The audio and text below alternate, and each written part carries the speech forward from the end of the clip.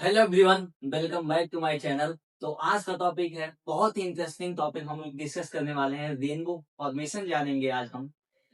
Class 10th का ये बहुत ही अच्छा मुझे टॉपिक लगता है रेनबो फॉर्मेशन, क्योंकि इंटरेस्टिंग भी है। आप उससे जानने की क्यूरियोसिटी भी है आपके अंदर कि रेनबो का फॉर्मेशन कैसे होता है। तो ज्यादा टाइम वेस्ट ना करते हुए शुरू करते हैं formation of rainbow.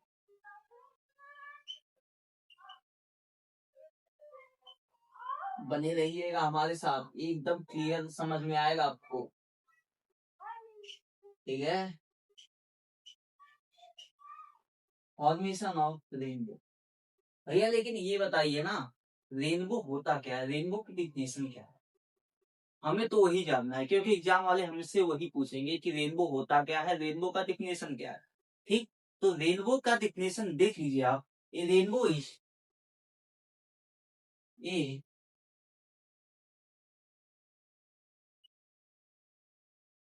Natural spectrum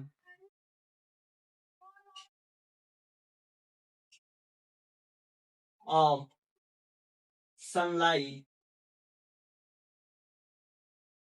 A rainbow is natural spectrum of sunlight appearing on the sky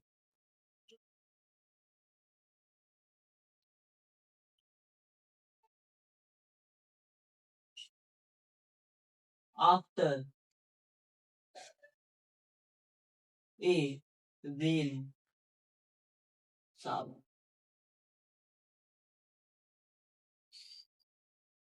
rainbow एक स्पेक्ट्रम लाइन, नेचुरल स्पेक्ट्रम है जो कि सनलाइट से बनता है। और कब बनता है, कंडीशन क्या है कि बारिश हुई हो, रेन शावर हुआ हो।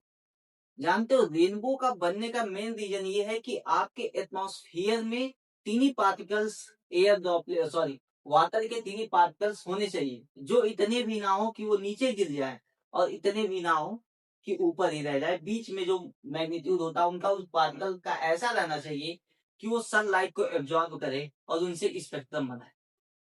ठीक है। तो देखो, जनरली होता क्या है, ये तुम्हारे एटमॉस्फेयर, सपोज करो ये एयर का एक ड्रॉपलेट है, वाटर सॉरी, सपोज करो ये वाटर का एक ड्रॉपलेट है और यहां से एक सनलाइट आई, सन की किरणें आई। ठीक। और ये कहाँ गई, यहाँ गई, यहाँ गई। ठीक। ऐसे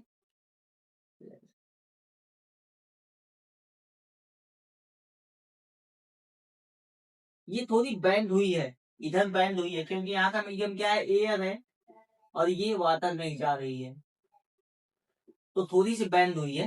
ठीक है। वो दिख नहीं रहा होगा आपको, लेकिन यहाँ से दिखाई दे रहा है, थोड़ी सी बैंड हुई है। अब देखिए, यहाँ पे जनरली सबसे पहले क्या हुआ, एयर की लाइट आई, सॉरी सनलाइट आई, ड्रॉपलेट्स में गई, वहां से इंटरनल रिफ्लेक्शन हुआ। क्या हुआ, इंटरनल रिफ्लेक्शन हुआ। सबसे पहले क्या हुआ, डिस्पर्जन। भैया ये दो लाइट का मतलब नहीं समझ में आ रहा है। देखो ये सबसे पहली वाली जो लाइट है, ये कौन सी है, रेड कलर की है, लाल कलर की। ये दूसरी कौन सी है, वायलेट कलर की है।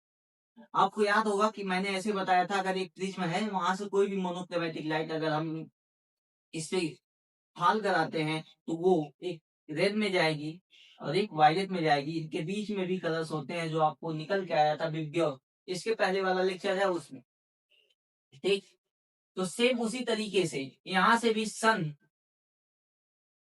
की लाइट आई है, और एटमॉस्फेयर में जो एयर ड्रॉपलेट्स बचे हुए थे, उनमें जब सन की लाइट जाके इंटरनल रिफ्लेक्शन करती है, तो उसके बाद वो अपने सेवन कलर्स में क्या हो जाती है, कॉन्स्टिट्यूट हो जाती है, खत्म हो जाती है, बिछड़ जाती है।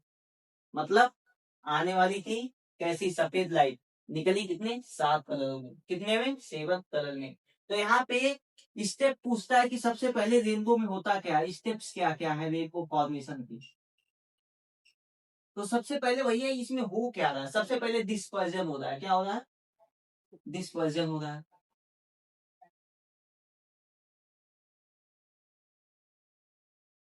दूसरे में क्या हो रहा है, इंटरनल रिफ्लेक्शन होता है, रिफ्लेक्शन होता है, रिफ्लेक्शन नहीं, रिफ्लेक्शन। टोटल इंटरनल रिफ्लेक्शन नहीं होता, टोटल इंटरनल रिफ्लेक्शन नहीं होता। कुछ लाइटें निकल भी जाती हैं, कुछ लाइट निकल भी जाती है, चली भी जाती है, ठीक है, इसलिए इंटरनल रिफ्लेक्शन पूरा नहीं होता। यहाँ पे टोटली इंटरनल रिफ्लेक्शन नहीं बोलेगी हम। और तीसरा कंडीशन क्या है, यहाँ से जब निकली तो क्या हो जाएगा, रिफ्लेक्शन हो जाएगा। रिफ्लेक्शन क्यों होगा भैया, देखो भाई, ये मीडियम क्या है, वाटर है, फिर एयर में गई, यहाँ भी सबसे पहले ऊपर भी होता है रिफ्लेक्शन, यहाँ पे सबसे पहले रिफ्लेक्शन ही होगा। एक अगर स्टेप पहले में ही दे दे, यहाँ पे रिफ्लेक्शन लिख दे 4 स्टेप में, तो भी सही है भैया, लेकिन जनरली 3 स्टेप हम लोग देख लेते हैं, ठीक। अब देखो डिस्पर्जन में क्या होता है, अपने 7 रंगों में टूट गई, इंटरनल रिफ्लेक्शन हुआ, उसके बाद हमारी रेखे, यहाँ पे तुम्हारी आंखें हैं और तुम्हें वो दिखाई देगी। अब इनके बारे में थोड़ा थोड़ा जान लेते हैं। डिस्पर्जन में क्या हुआ, व्हाइट लाइट,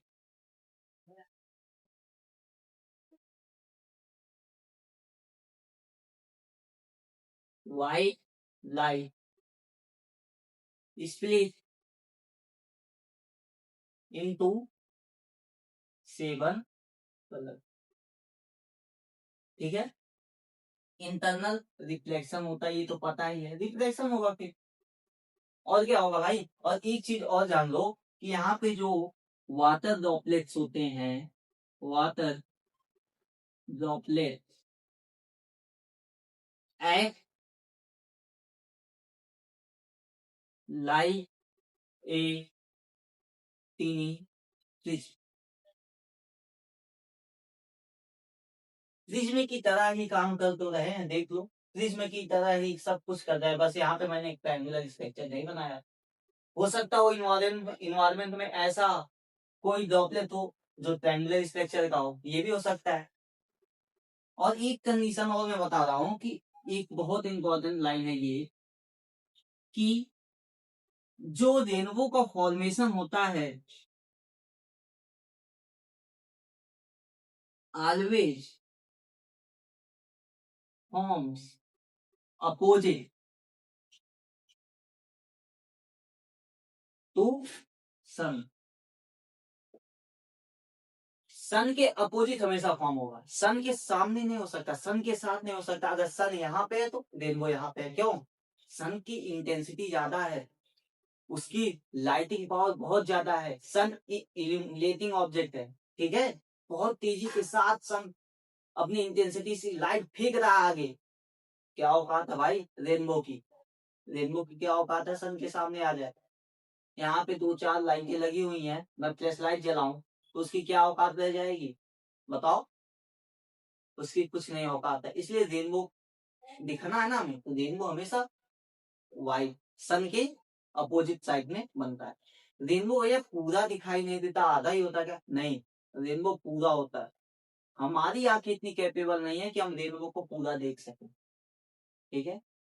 या फिर हम उस एक्सिस पे हैं, हम सन के, मान लो ये अर्थ है तो हम यहाँ पे है ना, एक फ्लैट सरफेस पे हैं, तो हम फ्लैट सरफेस को पूरा तो देख नहीं सकते ना, पूरा देख नहीं सकते, ठीक है।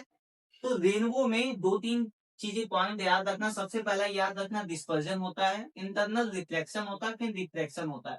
वाटर ड्रॉपलेट्स एक्ट करते हैं दीदी प्रिज्म के लिए, और उसमें जब प्रिज्म की तरह ये काम बिहेवियर करेंगे, तो जो एयर के ड्रॉपलेट्स हैं वो अपना सबसे पहले डिस्पर्जन दिखाएंगे, डिस्पर्जन दिखाने के बाद उनका रिफ्लेक्शन होता है, रिफ्लेक्शन होने के बाद उनका फिर से रिफ्लेक्शन होता है, और ये निकल जाते हैं। आपकी आंखों तक एक रेनबो अच्छा सा बनता हुआ दिखाई पड़ता है, ठीक है। आई होप आप सबको आज का ये अच्छा टॉपिक, इंटरेस्टिंग टॉपिक समझ में आया होगा। अगर समझ में आया है तो बने रहिए हमारे साथ, तब तक के लिए ओके बाय।